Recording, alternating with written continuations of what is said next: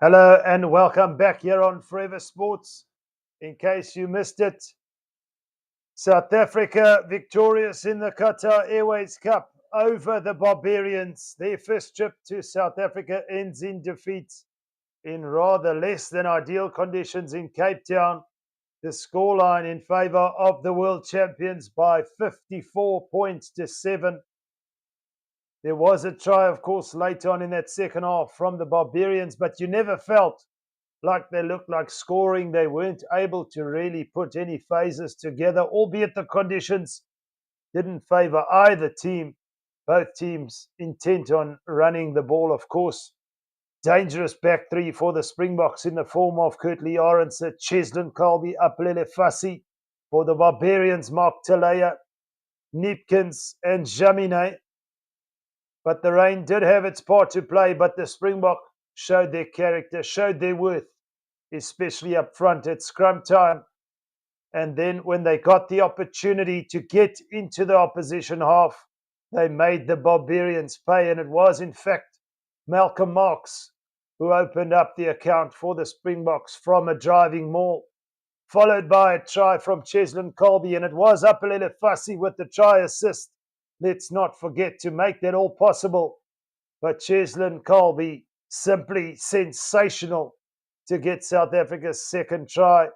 And then, of course, on debut, Vincent Chituka got on the score sheet for the Springboks to take them into a 19 points to 0 lead at half-time.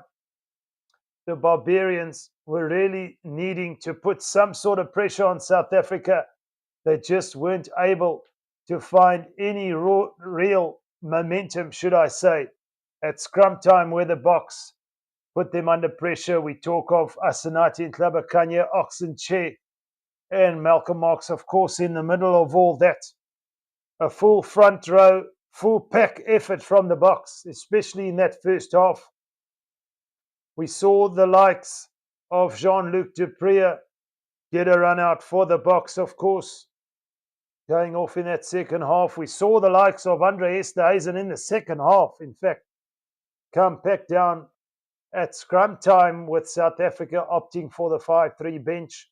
In the second half, however, it was South Africa who continued their dominance, and it was the replacement prop forward, Jan-Hendrik Wessels, getting on the score sheet for the Boks.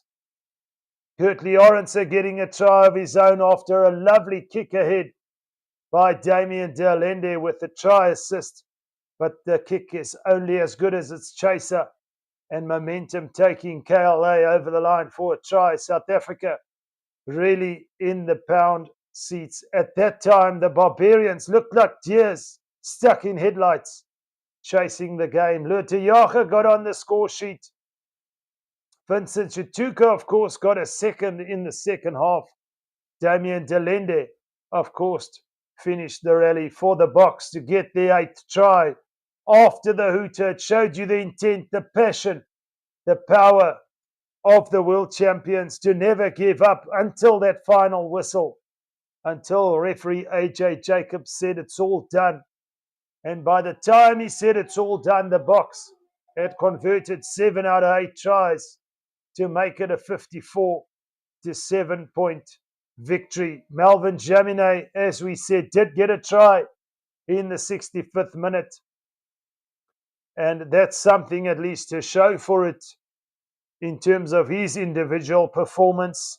But across the board, it was a tough night for the Barbarians. It was a tough night in terms of the conditions. The fans came out in full support, and rightfully so. Kicking off the international season, Rassie and his men victorious comfortably by 54 points to 7, taking the Qatar Airways Cup into the Italian series. And I'm sure that's a springboard, a platform for Rassie to work from as he navigates this international season. But from myself, Roots, here on Forever Sports, it's been an absolute pleasure with all the fans tuning in. We aren't anything without the fans. And I just want to say a special mention to every single one of you. Until next time, I say bye for now.